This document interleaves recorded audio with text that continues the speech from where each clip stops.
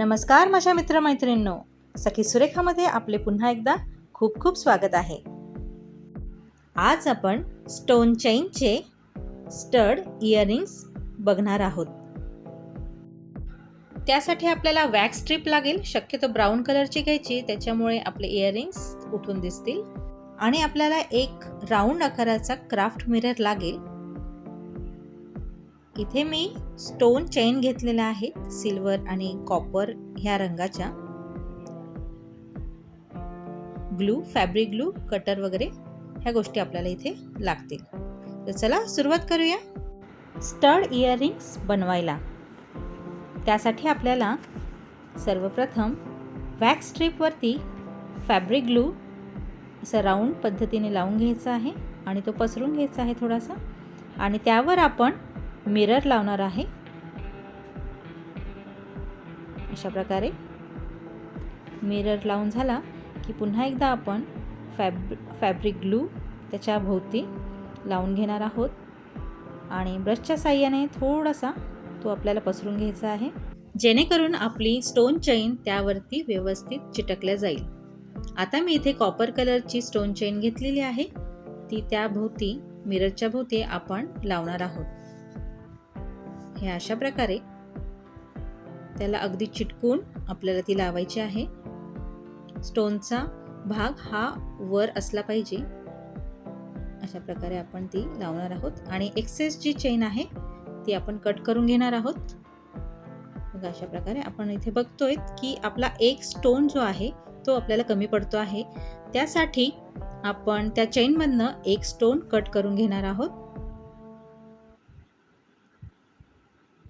अशा प्रकारे आपण ह्या चेनमधनं एक स्टोन कट करून तिथे चिटकून घेणार आहोत.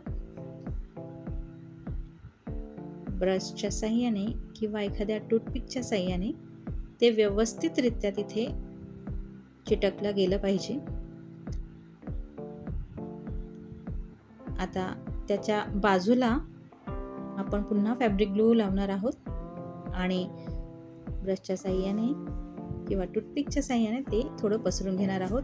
एक्सेस ग्लू झाला तरी काही प्रॉब्लेम नाही, कारण की तो वाळल्यावर ट्रान्सपरंट होतो आणि दिसेनासा होतो, त्यामुळे त्याची चिंता एवढी करण्याची गरज नाही. आता आपण इथे सिल्वर कलरचा स्टोन चेन लावणार आहोत.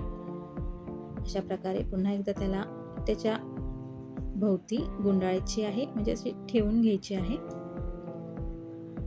तुम्हाला वाटलं तर ग्लूच्या अगोदरच तुम्ही त्याचं मेजरमेंट घेऊन ती कट करून घेऊन नंतर ती चिटकवू शकतात, किंवा ग्लू लावून सुद्धा अशा प्रकारे तुम्हाला ती चिटकवता येऊ शकते. अशा प्रकारे तुम्ही व्यवस्थित त्याला थोडंसं दाब देऊन चिटकवून घ्यायचं आहे. त्यानंतर पुन्हा आपण ग्लू लावून कॉपर आणि त्यानंतर पुन्हा सिल्वर असे 4 लेयर आपण स्टोन चेनच्या इथे करणार आहोत.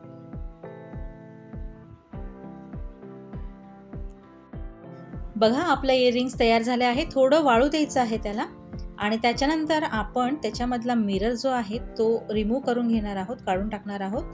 आणि त्याचा जो राऊंड भाग जो उरतो आहे तो कटरच्या साहाय्याने आपण तो कट करून घेणार आहोत.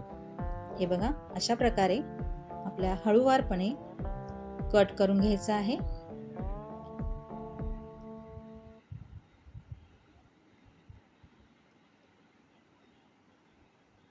हळूहळू तो पूर्ण राऊंड आकार दिसेपर्यंत आपल्याला ते कट करायचं आहे.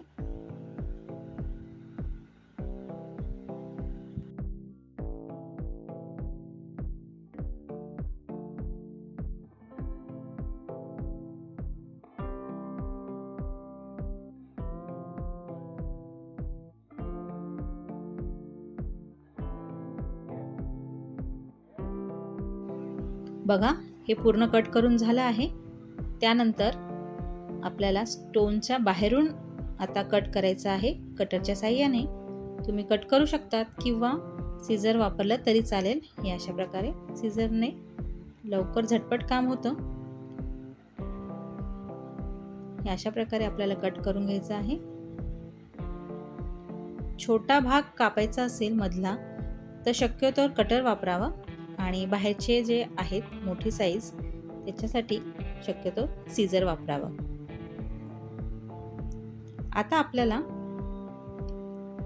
त्याच्या बॅक साईडने पुन्हा आपल्याला ही स्ट्रीप लावायची आहे, म्हणजे त्याची फिनिशिंग ही चांगली दिसेल. त्यासाठी आपण मिरर ठेवून त्याच्यावर आउटलाईन करून तो राऊंड भाग आधीच कट करून घेणार आहोत. अशा प्रकारे बघा, कटरच्या साहाय्याने करायचं आहे, नाहीतर त्याला फोल्ड करून सेमी सर्कल करायचं आहे आणि सीझरच्या साहाय्याने ते कट करून घ्यायचं आहे. हे अशा प्रकारे थोडं सोपं जातं आपल्याला कट करायला.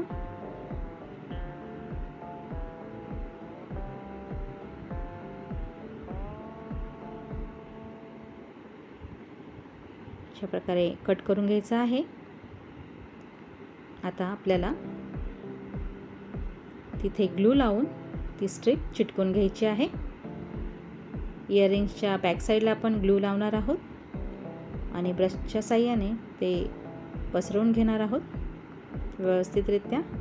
सगळीकडे ग्लू लागला पाहिजे, नाहीतर स्ट्रीप ती आपली निघू शकते. इथे इयरिंग स्टड घेतलेला आहे मी, ते चिटकवून घ्यायचं आहे. तिथेही ग्लू लावायचा आहे पुन्हा.